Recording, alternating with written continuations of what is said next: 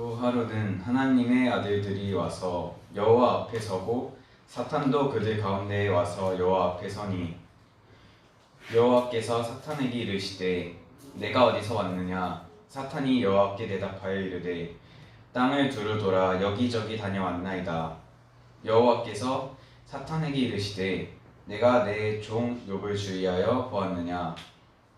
그와 같이 온전하고 정직하여 하나님을 경외하며 악에서 떠난 자가 세상에 없느니라.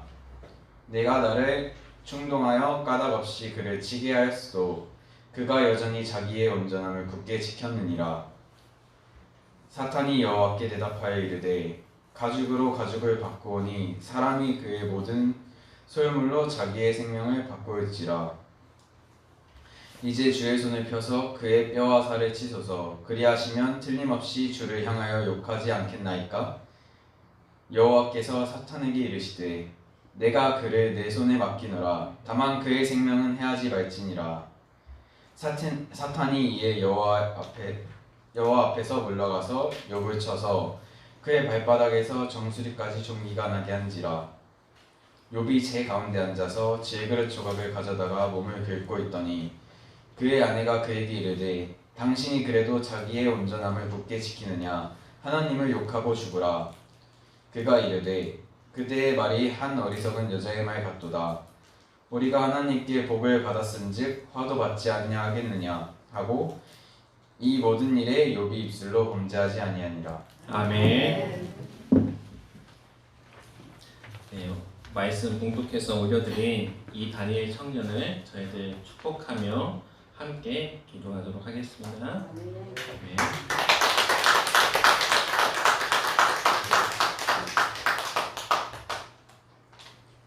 네, 오늘 설교 제목은 입술로 범죄하지 아니하니라 라는 제목입니다. 이 제목만 보면은 우리가 무엇으로 죄짓기가 쉽다는 거예요? 네, 입술로 죄짓기가 너무나 쉽다는 거예요. 그래서 성경은 우리들에게 입술로 범죄하지 아니하니라 라고 욥의 믿음과 신앙에 대해서 말씀해 주고 있습니다. 욥이라는 사람은 아브라함과 동시대의 사람으로 알려져 있습니다. 아브라함이 그 할아버지와 함께 살던 곳, 그곳은 갈대아 우르라는 곳이었어요. 그런데 오늘 본문에 나오는 이 욥이라는 사람은 우스라는 곳에서 살고 있었습니다. 이제 우스가 어딘가에 대해서 이제 제가 찾아봤던 이제 그 책에서는 알 수가 없다. 네, 이렇게 나왔어요. 그런데 이제 1장 그 3절 말씀에 보면은 동방 지역이다 라고 이렇게 저희들에게 힌트를 주고 있는데요. 아까 저희 담임 목사님께서 창세기 말씀에서 이 우스를 찾아주셨어요. 저희들이 잠깐 말씀 좀 볼게요. 창세기 36장 21절 말씀에 보면은 에돔 땅에 있는 세일의 자손에 대해서 나옵니다. 에돔 땅은 이제 사해 그 바로 옆에 있는 그런 땅이에요. 에돔 땅에 있는 세일의 자손 중에 이제 누가 이렇게 있는데요. 쭉 가다 보니까 다 그 자손들입니다. 네, 28절 말씀에 보면은 다산의 자녀는 우스와 아란이니 라고 해서 이 우스라는 단어가 나옵니다. 그래서 이 욥이 살았던 그 우스가 그 당시에 에돔 땅에 있지 않았을까라고 우리가 생각해 볼 수가 있습니다. 성경은 욥에 대해서 완벽한 사람이다 라고 이렇게 소개를 하고 있어요. 우리가 이 말씀을 보면 와, 진짜 이런 사람이 있을 수 있을까? 라는 그런 생각이 들 정도로 정말 완벽한 사람이었습니다. 욥기의 시작인 1장 1절 말씀에 보면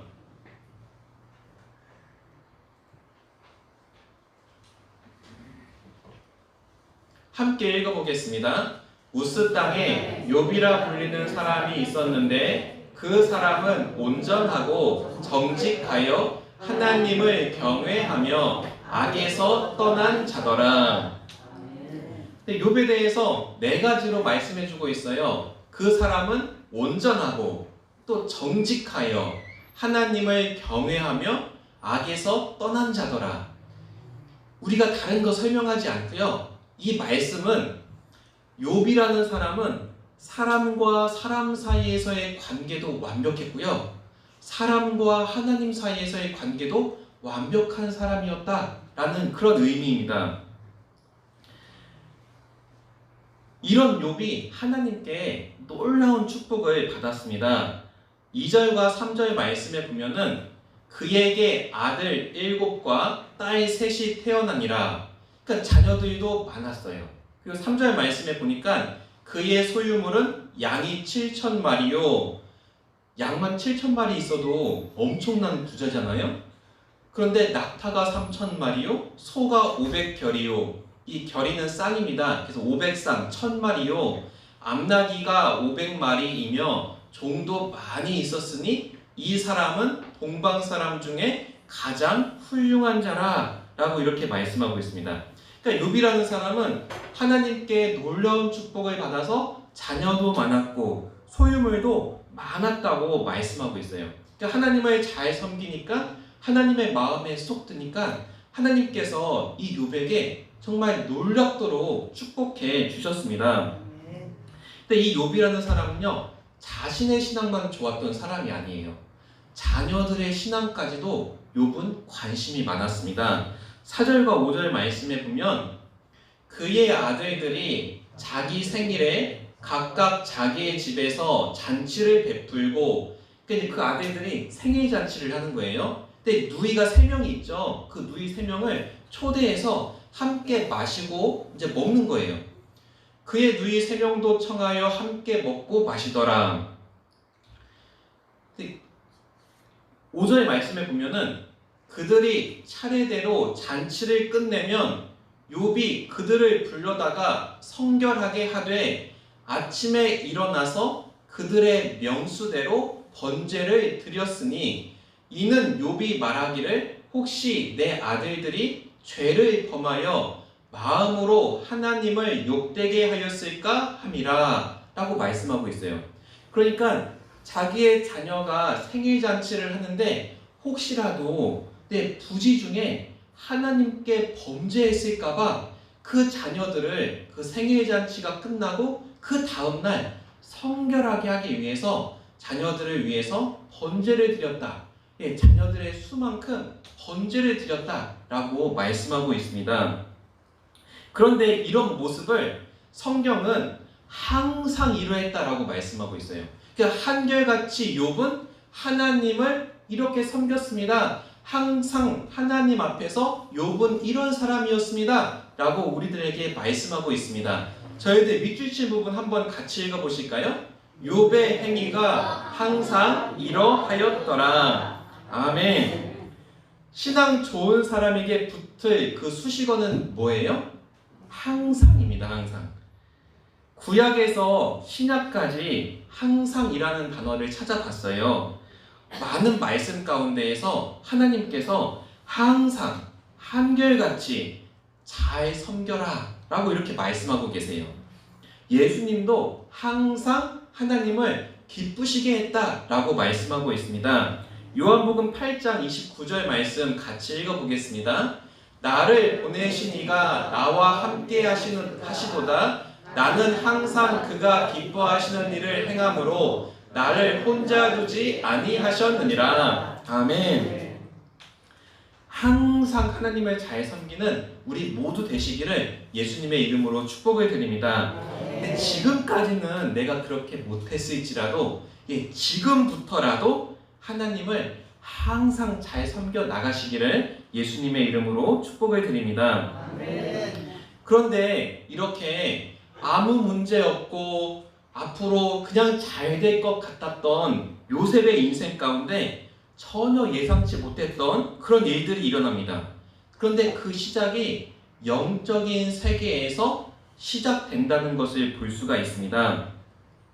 그러니까 우리들이 이 땅에서의 일들을 이 땅에서 일어나는 그 일들이 보이지 않는 영적 세계로부터 영향을 받고 있다라는 것을 우리들이 기억해야 합니다. 믿지 않는 사람들은요, 눈에 보이지 않는 그 하나님이 어디 계시냐라고 이렇게 이야기를 해요. 하지만 하나님을 만난 사람들은 어떻게 해요? 성경 말씀이 믿어지는 거예요. 세상 사람들은요, 교회에서 하는 말은 거짓말이야, 믿을 수가 없어 라고 이렇게 말하지만 저희들은 어때요? 하나님을 만나고 영적인 세계를 경험했기 때문에 교회에서 하는 이야기는, 또 성경에서 하시는 그 말씀들은 다 사실이다 라는 것을 다 믿잖아요. 우리가 이 세상을 살아가면서 영적인 세계가 있음을 알고 그 영적인 세계에 관심을 가져야 될 줄로 믿습니다. 오늘 본문은 이제 그 두 번째 사건에 대해서 기록하고 있어요. 이제 첫 번째 사건은 1장에서 기록하고 있습니다. 그래서 이 부분이 서로 이렇게 비교하는 그런 말씀으로 되어 있기 때문에 함께 살펴보려고 합니다. 그래서 1장과 2장의 말씀을 제가 왔다 갔다 하면서 이렇게 이제 나눌 거예요. 그래서 오늘은 조금 집중을 해 주셔야지 말씀을 이해하기가 편하실 것입니다. 1장 6절 말씀에 보면은 하루는 하나님의 아들들이 와서 여호와 앞에 섰고 사탄도 그들 가운데에 온지라. 여기서 말하는 하나님의 아들들은 천사를 의미합니다. 천사가 하나님 앞에 섰고요, 사탄도 그들 가운데에 왔다라고 이렇게 말씀하고 있어요. 근데 조금 이상하지 않으세요? 사탄이 낄 자리가 아니잖아요. 네, 사탄이 있어서는 안 될 자리에 지금 있는 거예요. 언뜻 보면은 사탄이 하나님 앞에 설 수 있는 존재구나 라고 우리가 이해할 수 있지만, 이 표현은 사탄이 하는 일은 하나님과 사람 사이를, 또 사람과 사람 사이를, 천사와 천사 사이를 분리시키는 일을 하는구나 라는 것을 말씀하고 있는 거예요. 그래서 사탄도 그들 가운데에 온지라 라고 말씀하고 있어요. 그러니까 천사 사이에 사탄이 서 있다는 것을 말씀하는 것입니다. 사탄의 역할은 가로막는 거예요. 분열시키는 것이 사탄이 하는 일입니다. 그래서 사탄이 하나님과 인간 사이를 분리시켜서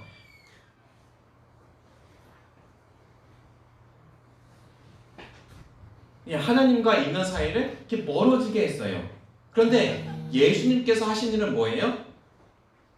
하나님과 사람 사이의 그 멀어진 관계, 그 멀어진 거리를 예수님께서 다 해결해 주셔서 다시 하나님과 사람 사이에 연합을 시켜 주셨다는 것입니다. 근데 오늘 주희 집사님이 찬양을 인도하면서 연합에 대해서 이야기를 하셨는데요, 교회는 하나 되어야 되는 줄 믿습니다.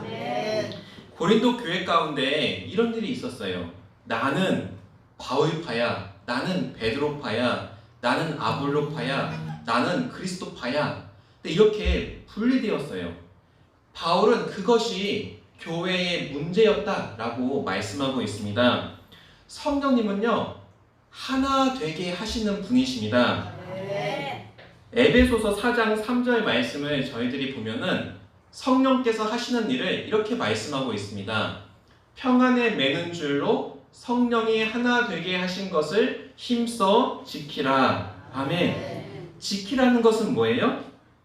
사탄은 계속해서 분리시키고 이간질시키고 갈등을 만들기 때문에 그것을 우리가 깨닫고 사랑으로 하나 되기 위해서 끊임없이 노력해야 된다라고 말씀하는 거예요. 어떤 공동체든지 연합하는 것은 쉽지가 않습니다. 어렵기 때문에 따로 국밥이야 이렇게 이야기를 해요. 다 따로따로 놀고 있다는 거예요. 그냥 뭐 합시다 이렇게 하면 어떻게 해요? 그냥 알아서 하겠지, 누군가 하겠지, 나는 관심 없어, 난 몰라, 다 이렇게 생각을 합니다. 성령이 하나 되게 하신 것, 그것은 그냥 저절로 쭉 그렇게 지속되는 것이 아니라는 거예요. 우리가 그것을 지켜가야 된다라고 말씀하고 있습니다. 하고 싶어서 하는 사람이 많을까요? 적을까요? 네, 적어요. 말씀에서 그렇게 하라고 하시기 때문에 우리는 말씀대로 나의 생각과 나의 뜻을 이기고 말씀대로 살아가는 것입니다. 이 연합, 하나됨의 중요성을 제가 그 오징어 게임, 요새 너무나 핫한 그 드라마인데요. 그 오징어 게임에 보면은 10명이서 줄다리기 그 시합을 합니다. 지는 팀은 그 낭떠러지에 떨어져서 이렇게 죽는 거예요, 다. 그런데 이제 그 10명을 이제 팀을 자기들끼리 만들라라고 이렇게 이제 했는데요. 그 다음에 이제 줄다리기 시합을 하는지 모르는 거예요. 그래서 한쪽 팀은 남자만 10명이 있었고요. 한쪽 팀은 노인, 나이 많은 노인, 힘없는 노인, 그리고 정말 체격이 작은 여자 2명 포함해서 10명을 만들었던 거예요. 그러니까 우리가 상식적으로 생각할 때 누가 이길 것 같아요? 네, 남자가 10명 있는 그 팀이 이길 것 같아요. 근데 이제 시합을 붙었어요. 이제 이쪽에 그 조금 질 것 같았던 그 팀 가운데 어떤 할아버지가 자기가 어렸을 때 줄다리기를 많이 해봤대요. 그래서 줄다리기 할 때에는 한 사람 왼쪽 오른쪽 이렇게 엇갈려서 서서 겨드랑이에다 줄을 딱 끼고서 같이 당기면 된다 라고 가르쳐 주는 거예요. 그래서 처음에는 이제 그 할아버지가 이제 가르쳐 준 대로 영차 당기니까 정말 당겨 오는 거예요. 이기겠다. 근데 그렇게 하면 드라마가 재미가 있어요, 없어요? 재미가 없겠죠. 잘 당겨 오다가 이쪽에 그래도 남자 10명인 그 팀이 힘이 세잖아요. 그 사람들이 당기니까 막 쭉 끌려가는 거예요. 도저히 이길 수 없는 그런 상황까지 점점 이제 낭떠러지에 막 떨어지는 거예요. 그때 이정재였던 것 같아요. 그 배우가 이제 그 상황 가운데에서 이렇게 이야기를 해요. 하나, 둘, 셋 하면 우리가 3발 앞으로 가자. 이렇게 이야기를 하는 거예요. 그 말을 듣는 사람들 가운데에는 그러다 우리 다 죽어. 지금도 우리 끌려가는데 무슨 3발 앞으로 가. 못해. 이렇게 하는 사람이 있었고요. 우리 이러다가 죽어. 우리 그렇게 해야 돼. 라고 말하는 사람이 있었어요. 결국에 그 배우가 말한 대로 3발 앞으로 다 함께 한 마음이 되어서 앞으로 간 거예요. 쭉 갔는데 어떤 일이 있었냐면 그 막 열심히 힘을 줘서 당기는 그 팀이 다 쓰러지는 거예요, 갑자기. 예상치를 못했겠죠? 그러면서 다 쓰러지니까 이제 힘을 못 쓰잖아요. 그러면서 이제 그 이정재 그 팀이 이제 땡겨서 이제 줄다리기 시합에서 이렇게 이기는 모습을 볼 수가 있습니다. 근데 정말 우리의 생각과 나의 뜻과 내 생각 다 다를 수가 있어요. 그런데 연합될 때 우리가 정말 이길 수 없는 그런 상황 가운데에서도 힘을 낼 수 있고 또 그 한 마음으로 다 극복하고 이겨낼 수 있다는 것을 우리가 생각해 볼 수가 있습니다. 여호와 앞에 나온 그 사탄에게 하나님께서 이렇게 질문을 하세요. 1장 7절 말씀에 보면은 여호와께서 사탄에게 이르시되 내가 어디서 왔느냐? 사탄이 여호와께 대답하여 이르되 땅을 두루 돌아 여기저기 다녀왔나이다 라고 이렇게 말씀하고 있습니다. 하나님께서 사탄에게 내가 어디서 왔느냐? 라고 이렇게 물으시는데 전지전능하신 하나님께서 그것을 모르셔서 사탄에게 물어보신 것이 아니에요. 자녀가 부모의 허락 없이 밖에 나가서 막 여기저기 다니는 거예요. 그리고 자녀가 돌아오면 부모님이 어떻게 해요? 너 어디 갔다 왔어? 이렇게 물어보잖아요. 그 물음 가운데에는 뭐가 있는 거예요? 책망이 있는 거예요. 네 마음대로 하면 안 되잖아. 이런 부모의 마음이 있는 거예요. 하나님께서 사탄에게 네가 어디서 왔느냐? 라고 이렇게 말씀하신 것은요. 사탄을 책망하고 있는 표현입니다. 하나님과 상관없이 독단적으로 자기가 하고 싶은 일을 하는 그 사탄의 그 모습을 책망하는 것이 네가 어디서 왔느냐? 라는 하나님의 질문입니다. 그 질문에 사탄이 대답을 해요. 땅을 두루 돌아 여기저기 다녀왔나이다. 땅을 두루 돌았습니다. 여기저기 다녀왔습니다. 라는 이 대답은요, 같은 의미예요. 그러니까 같은 의미의 표현을 반복하고 있는 거예요. 이것은 사탄이 자신의 활동을 강조하면서 세상에 대한 자기의 지배권을 주장하는 교만한 대답이에요. 두루 돌아다녀 여기저기 다녀왔습니다 라고 하나님께 대답을 합니다. 하나님께서 사탄에게 또 물어보세요.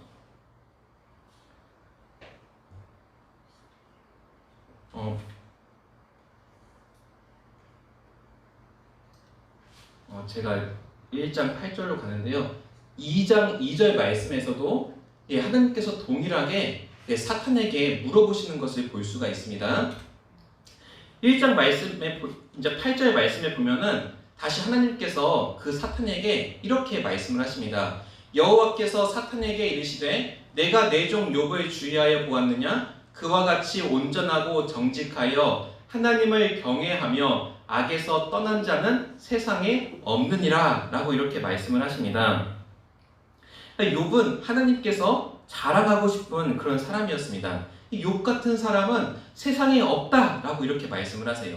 하나님께서 욥만 보면 그냥 아빠 미소가 저절로 막 나오셨을 거예요. 사탄에게 욥 자랑을 그렇게 하나님께서 하시는 거예요.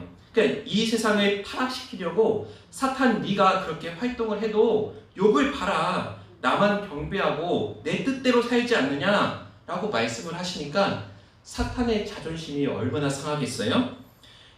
2장 3절 말씀에서도 병행해서 이렇게 말씀하고 있습니다. 여호와께서 사탄에게 이르시되 내가 내 종 욥을 주의하여 보았느냐 그와 같이 온전하고 정직하여 하나님을 경외하며 악에서 떠난 자가 세상에 없느니라 라고 하나님께서 욥을 자랑합니다. 근데 2장 3절에서는 사탄이 조금 더 추가해서 말씀을 합니다. 내가 나를 충동하여 까닭없이 하나님께서 말씀하시는 거예요. 네가 나를 충동하여 까닭없이 그를 치게 하였어도 그가 여전히 자기의 온전함을 굳게 지켰느니라. 아멘. 하나님께서 말씀하시는 거예요. 그거 봐라. 내가 말했지. 욥은 다르다니까. 그 부분이 바로 밑줄 친 부분이에요. 네가 나를 충동해서 까닭없이 그를 치게 했어도 그가 여전히 자기의 온전함을 굳게 지켰다라고 말씀하고 있습니다. 하나님께서 주사랑교회는 다르다니까? 네, 우리 권사님들은 다르다니까? 우리 집사님들은 다르다니까? 우리 목사님은 다르다니까? 이렇게 최고로 인정해 주시는 하나님의 자녀가 되시기를 예수님의 이름으로 축원합니다.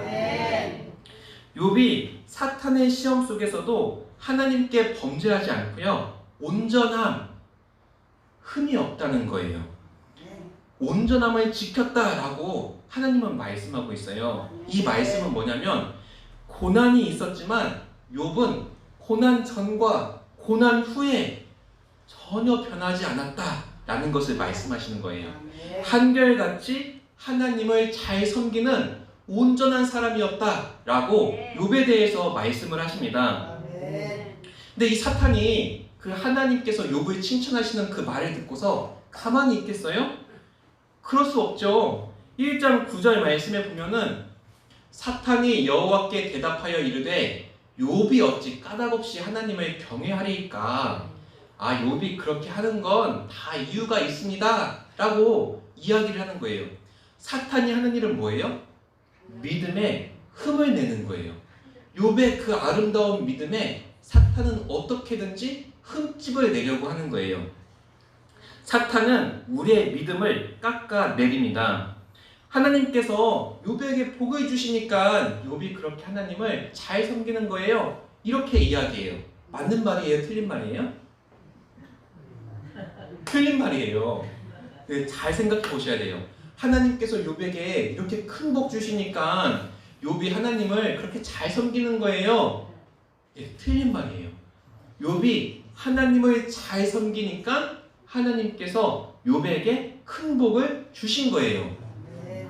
그런데 사탄은 그렇게 반대로 이야기를 하면서 하나님께 욥의 믿음에 대해서 흠집을 내고 있습니다. 그러니까 사탄이 이렇게 말하는 거예요. 내가 그 복 받으면 나는 욥보다 더 잘할 수 있어요. 우리 선배님들 그러시죠? 내가 욕 같은 복 받아봐요. 하나님, 저 진짜 하나님 잘 섬길 수 있어요. 네, 우리들의 마음이 그런 비슷한 마음일 수도 있는데요. 하나님 잘 섬기면 하나님께서 우리의 인생을 잘 되게 하시고 더 잘 되게 하시고 형통하게 하실 줄 믿습니다. 사탄이 제일 싫어하는 게 믿음이에요. 하나님께서 믿음을 인정해 주시는 것을 마귀는 제일 싫어합니다. 그래서 계속해서 하나님께 참소합니다. 우리가 예수님을 믿잖아요. 하나님께서 우리의 믿음을 인정해 주시면 우리는 구원을 받는 것입니다.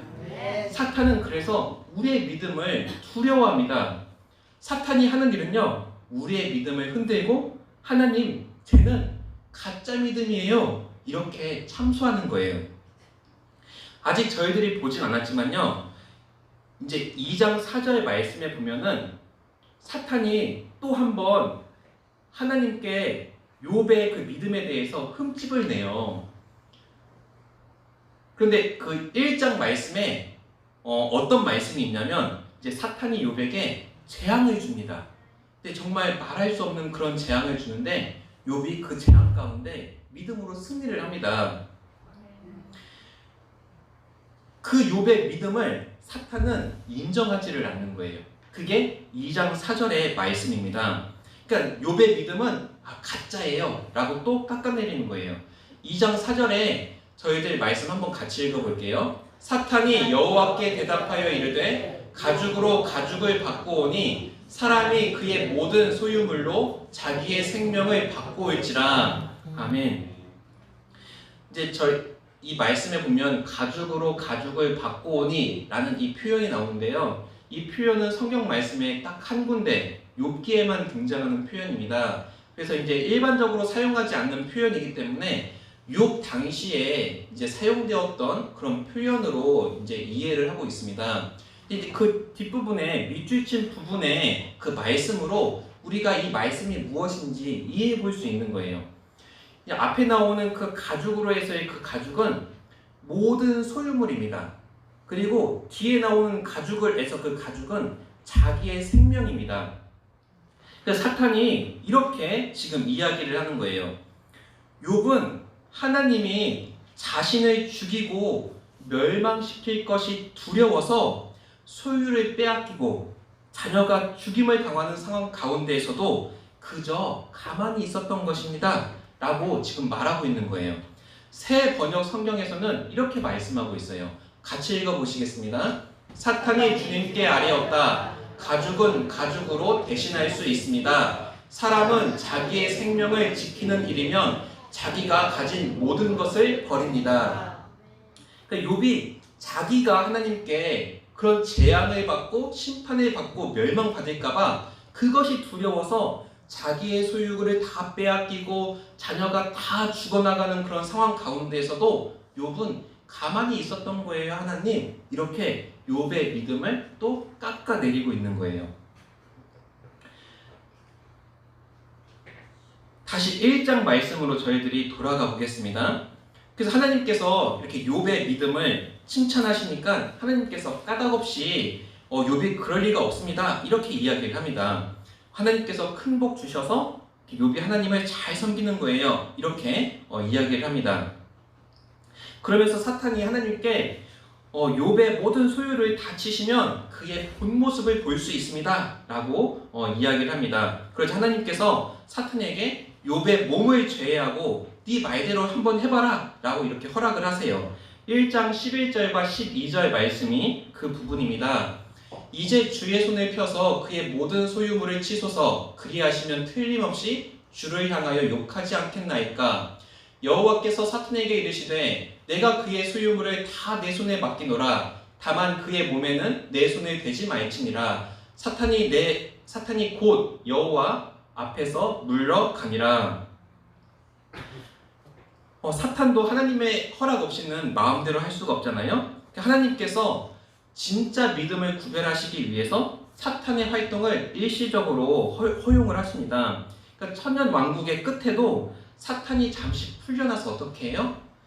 진짜 믿음과 가짜 믿음을 구별합니다. 그래서 사탄에 미혹된 자들, 사탄에게 넘어간 자들은 다 하나님께서 심판하시는 것을 볼 수가 있습니다. 2장 5절과 6절 말씀이 이제 병행 구절이에요. 이렇게 사탄이 하나님 제가 사탄을 치겠습니다. 하나님께서 그래 해봐라 라고 말씀하시는 것처럼 2장에서도 동일하게 똑같은 일이 일어납니다. 이제 주의 손을 펴서 그의 뼈와 살을 치소서 그리하시면 틀림없이 주를 향하여 욕하지 않겠나이까. 여호와께서 사탄에게 이르시되 내가 그를 내 손에 맡기노라. 다만 그의 생명은 해하지 말지니라.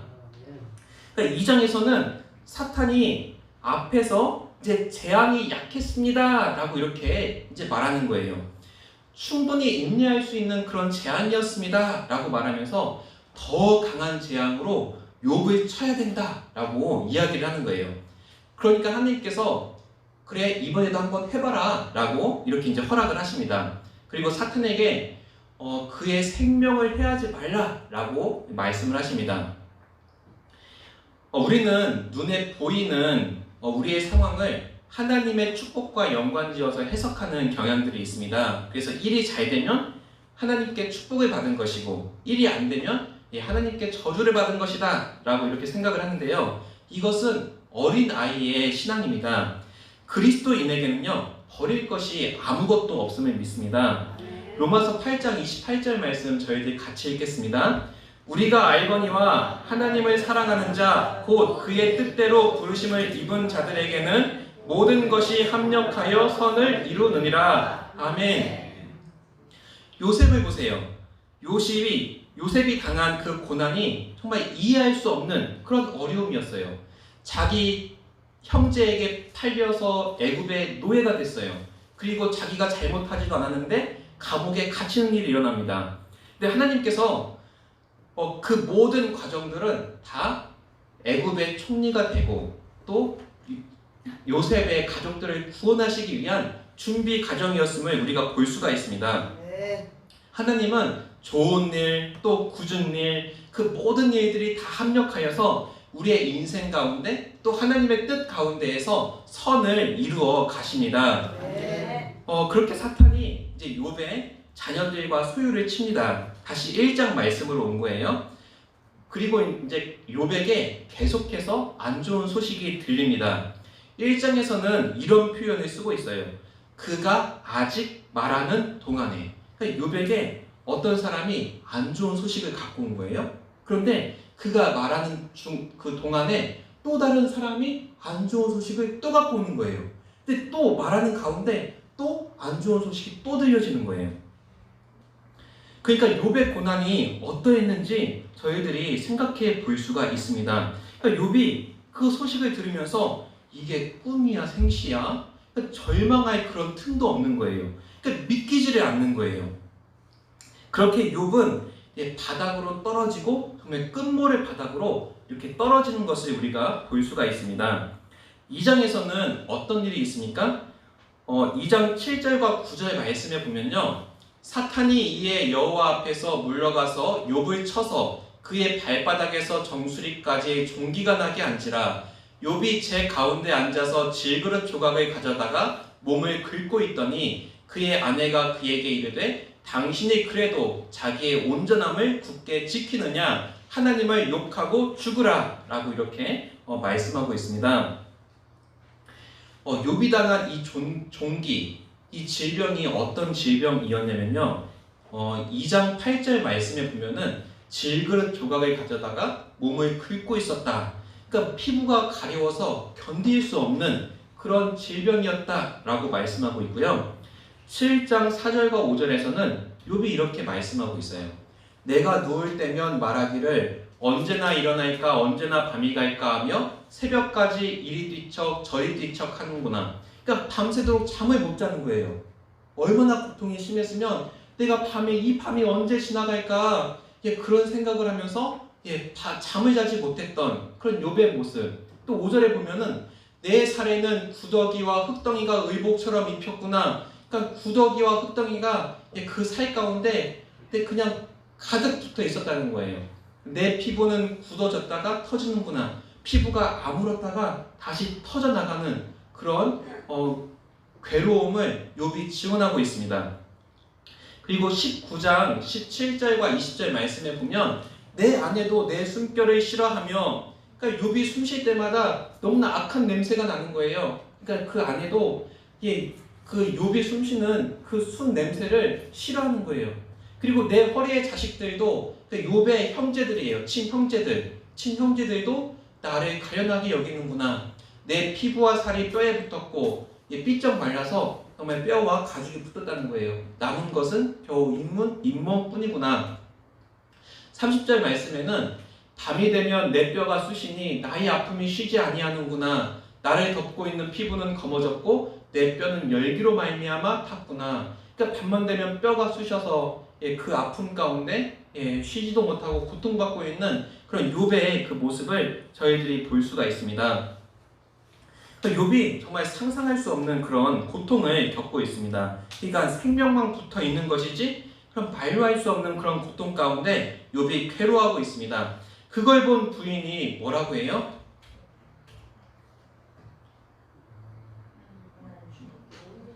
당신이 그래도 자기의 온전함을 굳게 지키느냐, 하나님을 욕하고 죽으라 라고 이렇게 이야기를 합니다.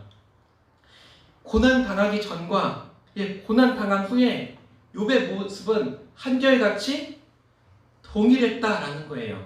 한결같이 하나님을 믿고 섬기고 있었다라고 말씀하고 있어요. 근데 욥의 아내는요, 하나님을 욕하고 그냥 죽어라 라고 이렇게 말해요.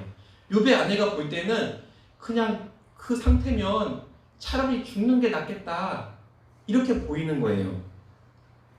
당시에 욥이 엄청난 그런 질병 가운데 있잖아요.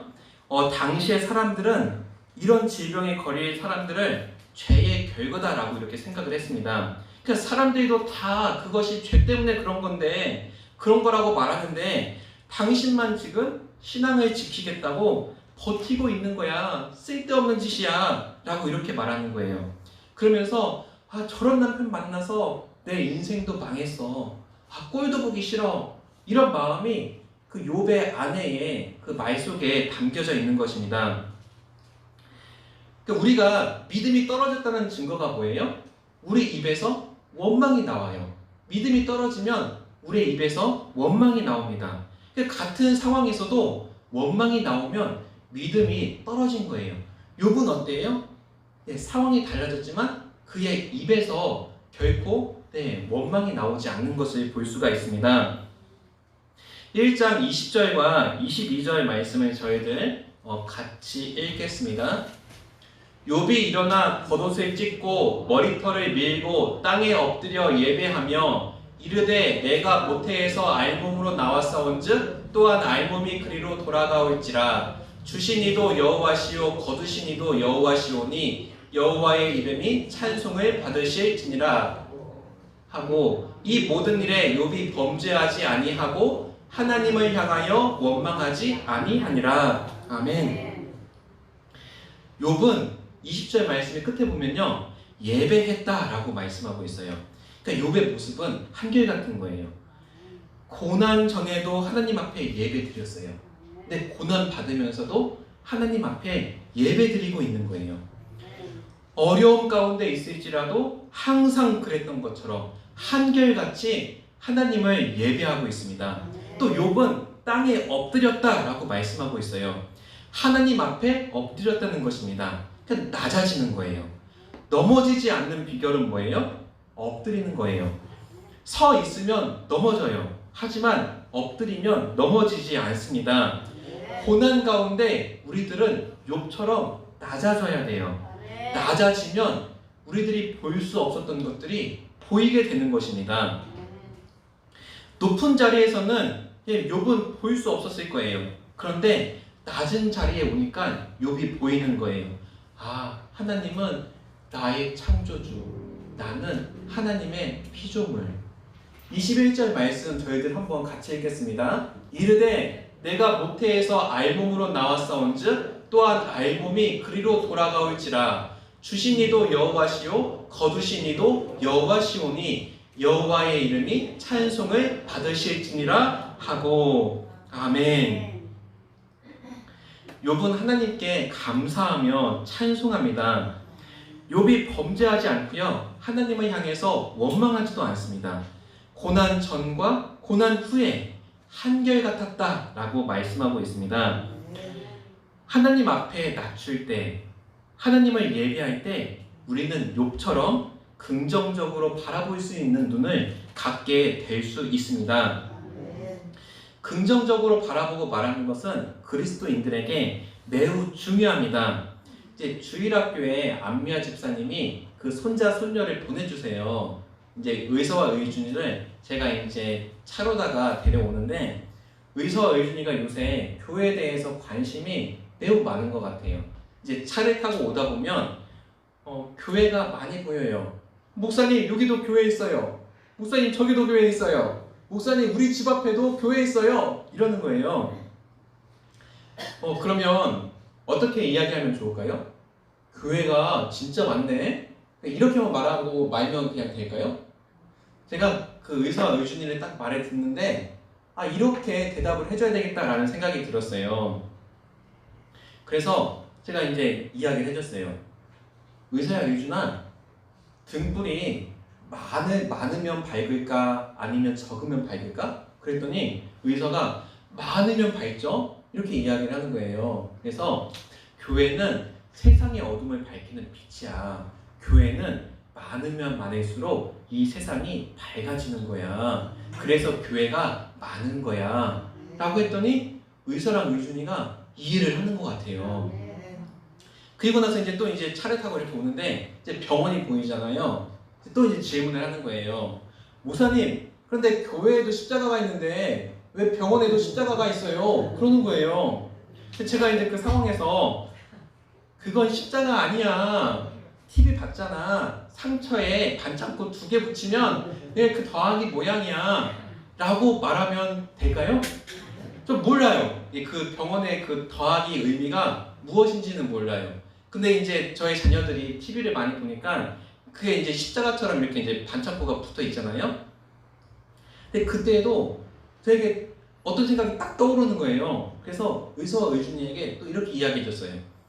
그러니까 항상 하나님과 교회에 대해서 긍정적으로 생각할 수 있게 이야기해 주고 어떤 상황에 대해서 긍정적으로 바라볼 수 있게 가르쳐 주는 것은 매우 중요하다라는 생각이 듭니다. 그래서 제가 이렇게 이야기를 했어요. 의서야 의준아, 사람은 몸도 있고 영혼도 있잖아. 교회가 사람의 영혼을 치료하고 또 고치고 살리는 것처럼 병원도 사람의 몸을 고치고 치료하기 때문에 십자가가 있는 거야 라고 이렇게 말을 해줬어요. 그랬더니 의사와 유준이가 또 이해를 잘 한 것 같아요. 근데 오면서 다시 이제 질문을 하지 않더라고요. 저희들이 긍정적으로 또 믿음으로 바라보고 생각하는 것은 매우 중요합니다. 2장 10절 말씀에서도 보면 욥이 이렇게 대답을 합니다. 저희들 한번 같이 읽겠습니다. 그가 이르되 그대의 말이 한 어리석은 여자의 말 같도다. 우리가 하나님께 복을 받았은즉 화도 받지 아니하겠느냐 하고 이 모든 일에 욥이 입술로 범죄하지 아니하니라. 아멘. 욥은요 긍정적으로 말하고 감사했습니다.